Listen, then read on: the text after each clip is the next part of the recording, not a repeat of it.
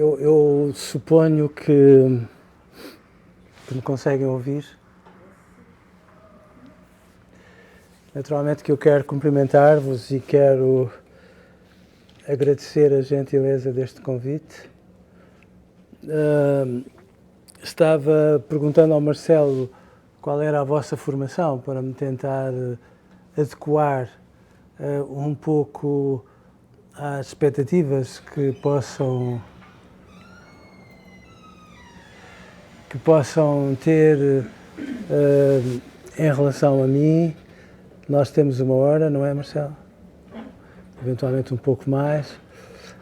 E, portanto, aquilo que o Marcelo me pediu é impossível de concretizar. Simples. O Marcelo pediu-me para conversar convosco acerca de psicossomática e vou tentar fazê-lo de uma forma tão didática quanto for possível, considerando que têm informações muito diferentes umas das outras.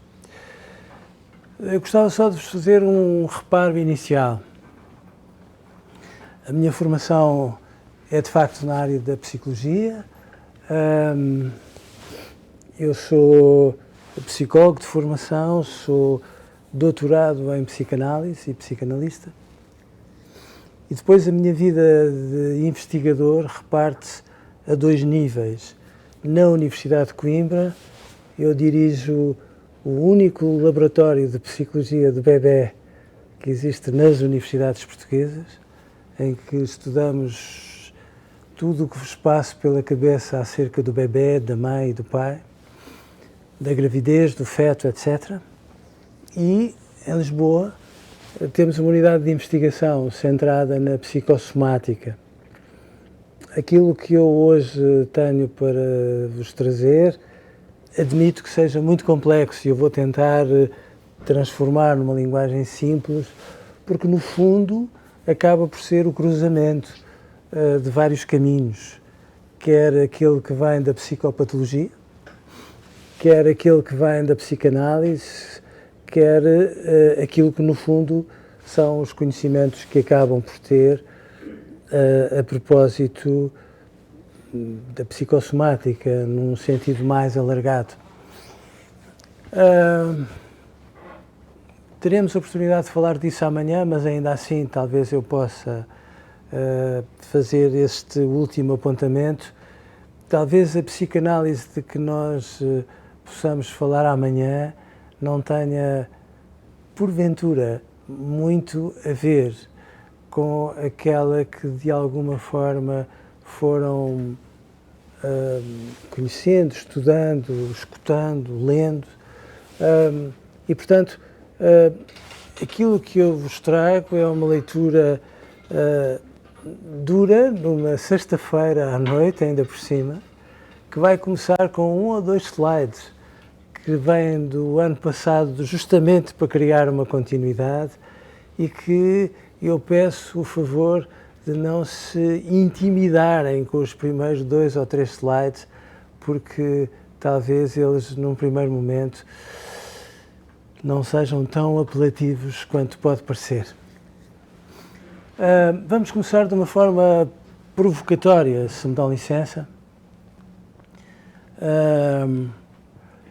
E talvez nós possamos afirmar que aquilo a que eventualmente foram chamando corpo não existe.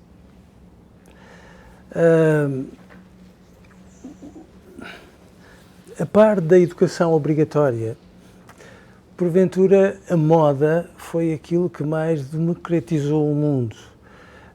Mas era muito importante que tivessem noção que nós estamos a falar a partir do conhecimento da psicologia e a partir do conhecimento das neurociências e, portanto, a nossa formação, a formação que nós tivemos nas nossas escolas, nas mais diversas áreas, foi uma formação muito cartesiana, corpo para um lado, pensamento para o outro, como se no fundo fossem realidades diferentes, muitas vezes em colisão uma com a outra, quando na verdade não é assim.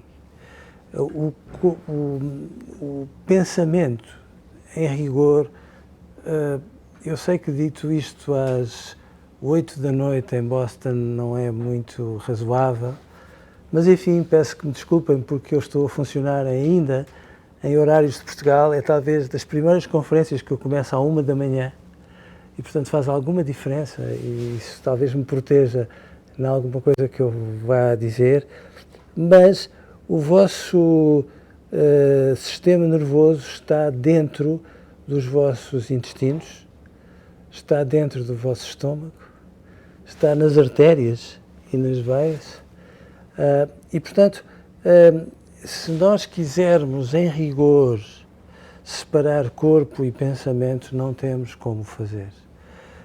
O corpo e o pensamento misturam-se de uma forma muito íntima e aquilo que eu tenho para vos trazer talvez vos desafie para territórios que me parecem, sinceramente, poder ser o futuro da psicologia, porque a nossa formação foi uma formação muito centrada nas ciências psicológicas, com o pressuposto que tudo o que era corpo estaria muito ao cuidado da medicina.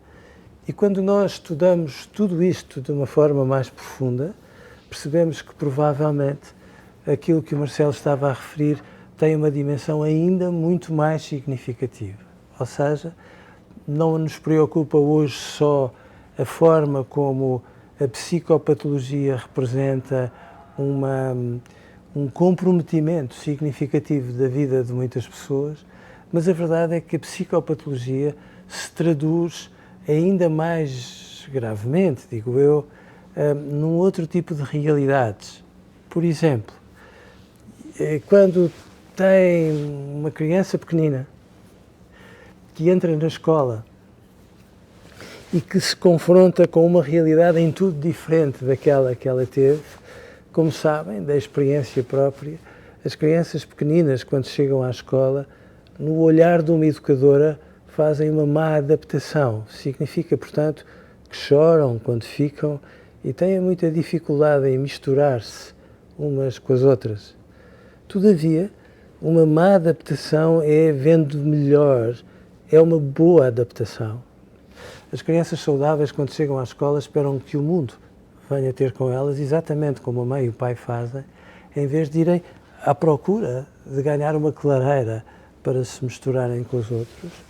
E, portanto, nestas circunstâncias, aquilo que vêem é que as crianças pequeninas, quando vão a um parque, quando vão a um centro comercial e passam a mão em tudo e mais alguma coisa para andarem de baloiço, para brincarem, as crianças, quando passam a mão, seja onde for, trazem bactérias, fungos e vírus e depois, quando comem o pão, introduzem as bactérias, os fungos e os vírus no seu corpo.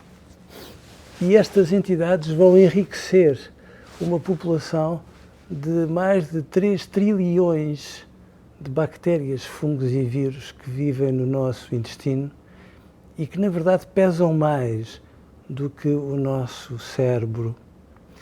Nós hoje estamos a estragar as crianças porque elas não estão a ter tanto contacto com bactérias, fungos e vírus, e quanto mais elas têm este contacto, mais se vacinam e mais fortes ficam. Quando nós começamos a ver isto deste modo, chegamos à conclusão que nunca houve tantas doenças alérgicas e imunológicas nas crianças, porque os pais protegem-nas demais e, protegendo-as demais, fragilizam de forma significativa o sistema imunitário. Mais grave ainda é que elas, quando são deixadas no jardim de infância, ficam tristes e assustadas e dói a qualquer mãe ou a qualquer pai que isso aconteça, mas as crianças, num primeiro momento, num primeiro mês, num segundo mês, pelo menos, quando são deixadas no jardim de infância, deprimem-se, todas elas. E quando elas se deprimem, por coincidência, vejam bem, a mãe e o pai começam a reparar que elas fazem um episódio febril. fazem febre, ficam constipadas, ficam com amigdalites e reparem, os pais costumam dizer que é pelo contacto com as outras crianças. Será, mas não é só isso que se passa, porque as crianças quando contactam umas com as outras fazem-no nos parques públicos, com muito mais pessoas diversas, com muito mais bactérias sofisticadas. A única diferença é que as crianças, quando são deixadas no jardim de infância, ficam tão deprimidas que o sistema imunitário se deprime e, por isso, bom, as bactérias e os vírus que não tinham oportunidade para se alojar naquele hospedeiro passam a ter e elas adoecem mais facilmente. Quanto mais uma criança está continuadamente deprimida, mais faz episódios inflamatórios. Os otorrinos gostam muito disso, porque depois fazem uma amigdalectomia e uma adenoidectomia, porque, dizem eles, é a forma de cortarem o mal pela raiz. Só que a password correta não é essa. A password correta é outra completamente diferente. Na verdade, as crianças, quando fazem episódios inflamatórios de repetição, fazem-nos, todavia, mas isso é uma forma psicossomática delas viverem episódios depressivos. Exatamente como acontece convosco. Com os psicanalistas não, como imaginam. Mas exatamente como acontece convosco. Muitas vezes, quando estão mais tensos e com um humor mais depressivo, quando se dão conta, vão fazer este movimento e de repente percebem que têm uma tendinite. Fizeram uma inflamação de um tendão. Às vezes, quando estão mais tensos ou com um humor mais depressivo, começam a ficar com uma constrição nasal, fazem uma rinite ou uma sinusite. E aquilo que eu vos estou a tentar dizer é que os vossos episódios inflamatórios são, todavia, episódios inflamatórios em relação aos quais tomam muitas vezes anti-inflamatórios que ainda por cima vão introduzir uma linguagem rigorosamente paradoxal no sistema nervoso, fazendo-vos adoecer mais facilmente. E, portanto, aquilo que nós hoje vamos ver é que, se calhar, muita da psicopatologia que estudaram ainda é muito mais extensa do que pode parecer. Porque, de repente, se nós percebermos tudo isto muito bem, chegamos à conclusão que muitos dos quadros clínicos da medicina, os quadros clínicos que os vossos médicos, quando qualquer um de vós pergunta, mas porquê que isto aconteceu? Os vossos médicos dizem sempre uma de duas coisas. Falam-vos de um gene, que é meio caminho andado para vos deixarem intimidados e não fazerem mais perguntas, ou, se forem mais honestos, costumam dizer, não sabemos porque é que aconteceu. Não há coincidências na vida mental e, se nós percebermos como é que podemos ser mais saudáveis, curiosamente, nós podemos ir tão longe na promoção da saúde mental que, a certa altura, estamos a fazer promoção da saúde física mais do que parece. Aquilo que estudaram quando vos falaram de um corpo separado do pensamento, que de alguma forma pautou toda a vossa formação, mesmo quando fizeram uma formação na área da psicologia e estudaram os modelos em psicologia, hoje não tem sentido absolutamente nenhum. E, portanto, vamos tentar começar às 8 da noite, um fim de semana, com uma luz magnífica, de uma forma que eu, de alguma forma, me deixa preocupado. Este foi um slide com que eu, salvo erro, comecei no ano passado, só para vos chamar a atenção de um pormenor. Eu disse-vos, e vou repetir, para o caso de pensarem que terão, porventura, ouvido mal, que eu sou psicanalista. Mas ser psicanalista implica que eu tenha uma formação também na área das neurociências e, portanto, tudo isso me obrigue a perceber de que maneira é que alguns conceitos clássicos da psicanálise, hoje, quando os cruzamos com disciplinas como as neurociências, continuam a fazer sentido ou não. O inconsciente que estudaram na psicanálise não existe. O inconsciente que estudaram a partir da psicanálise pressupunha que nós éramos pessoas civilizadas de uma forma quase forçada a este sentido moral muito forçado. Muitos de vós foram chamando superego, e foram-vos dizendo e foram assumindo isso, que aquilo a que se foi chamando inconsciente representava um lado animal que existia em nós e que precisava de ser muito domesticado, porque se não fosse muito domesticado, nós ficaríamos com reações muito primárias, assustadoras mesmo. Lembro-vos que Freud era um homem com uma formação judaico-cristã rígida, mais judaico ainda do que cristã, e portanto nessas circunstâncias era um homem que fazia esta leitura muito cartesiana do mundo e que achava de facto, porventura a imagem dele, que se nós nos descontraíssemos levemente nos podíamos descontrolar, e nessas circunstâncias de certa forma o inconsciente ficaria aparentemente à solta. Nós vamos falar do sistema nervoso hoje de uma forma completamente ao contrário, e vão ver como até as instâncias mais básicas, mais elementares,